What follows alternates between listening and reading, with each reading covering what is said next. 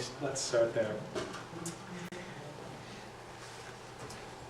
So, I guess I titled my presentation just the idea of an alternative, accessible, and viable marketing option, and that kind of came out for me from this place of there's a lot of challenges right now in the traditional marketing system, especially, I mean, for all farmers, especially for vegetable producers. And the challenge comes a lot from the fact that small family farms specifically are being pressured intensely by corporate food chains, by international imports, and it's becoming harder and harder for farmers to survive.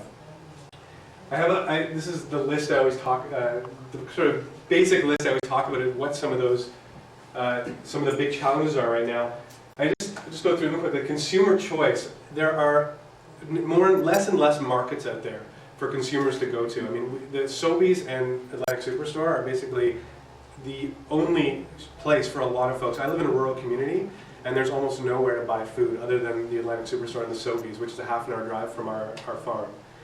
And even when we go into those Atlantic Superstore or Sobeys, we still find that the majority of the products are owned by 1 or 2 companies or 4 companies, controlling almost the entire market. From a health perspective, we hear more and more of the whole E. coli spinach thing this summer. Everyone we sold spinach to, would come up and say, "Where's your spinach? Are you sure your spinach is okay?"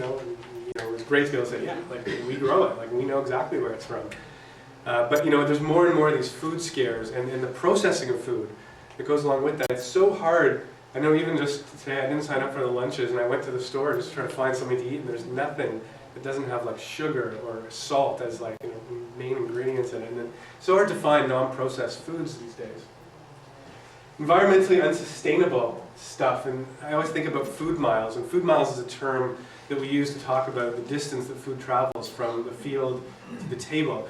And it's said now, the calculations, the studies have said that the average tomato now travels at minimum about 2,000 kilometers to get to our plates, which is insane. And I originally was in Ontario, and both similar situation in Ontario and here in the Maritimes, that we grow a ton of tomatoes here. Yet you go into the grocery store and it is hard, it's almost impossible sometimes to find a local tomato, or an apple for that matter. Most of our apples are coming from New Zealand or Spain or South Africa, and we grow some of the best apples in the world right here in the Maritimes. Affordability. And that's, I guess, that can go both sides. One side, on the consumer side, that the average consumer cannot afford to eat healthy these days. In Nova Scotia, we have a project called the Food Costing Project, where we've actually costed out what it would cost for someone to buy or to eat healthy. And the study that we did over the last couple of years have shown that someone living on minimum wage or making minimum wage and working a full-time 40+ hours a week cannot afford to eat a healthy diet.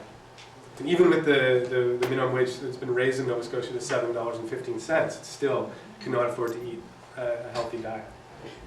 And that's common across Canada. It's not just in Nova Scotia.